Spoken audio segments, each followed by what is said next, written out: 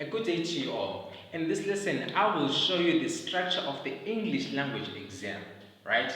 In the English language exam, we have only two papers, paper 1 and paper 2. So the structure of the English language exam, objective number 2, I'm going to show you the mark allocation of each of the section of these papers.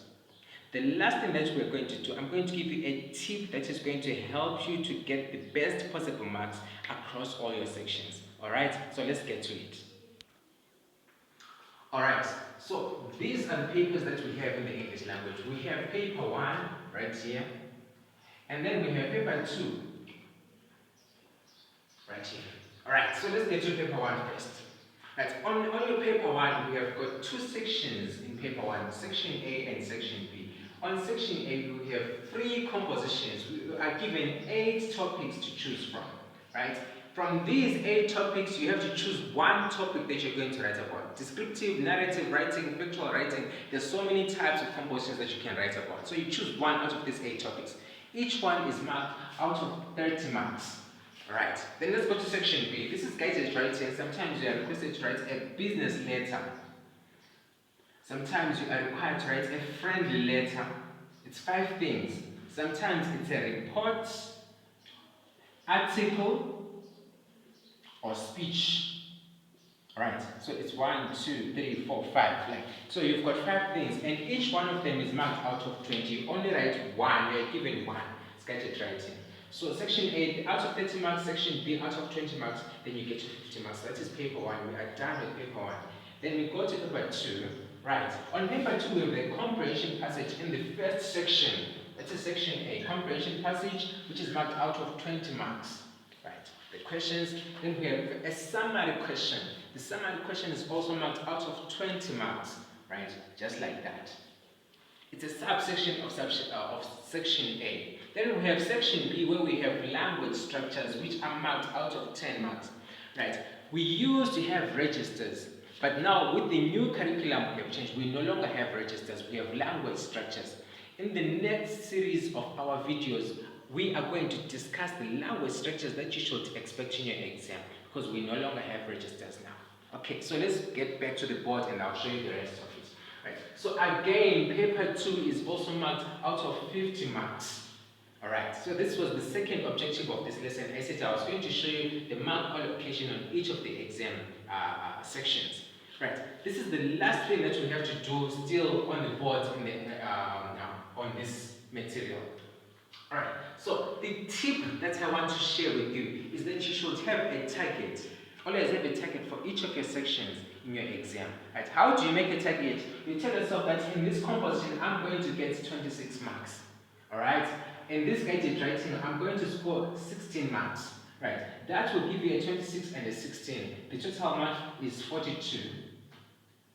So you have a 42 mark out of 50. Alright? Then you go to the comprehension passage, you set yourself a target. Then you say, I'm going to score 18 marks on this part of the comprehension passage. I'm going to score 16 marks on the summary writing, and then I'm going to totalize the language structures. And what does that give you? 18 plus 16, that gives you 34, right? 34 plus 10, that gives you a 44. So you've got a 44 out of 50.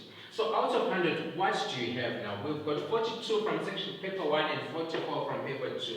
What do we have? We have 86 out of 100. And that is the straight A. Right, 86%.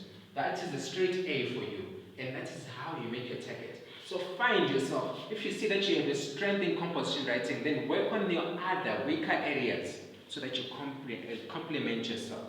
All right. So let's get to the actual paper 2 so that I show you what it looks like. Let's look at paper 2, the actual paper now. Okay, so this is a November 2005 paper, alright? This is a November 2005 section paper that I'm going to use to show you, and it's a paper 2, take note of that. It's a paper 2. So let's get into it straight up, alright? So the section A that we are talking about is the comprehension passage. As you can see on the left hand side, we've got the paragraph number. Paragraph number on the left hand side, line number on the right hand side. So each of the lines in the paragraph are numbered.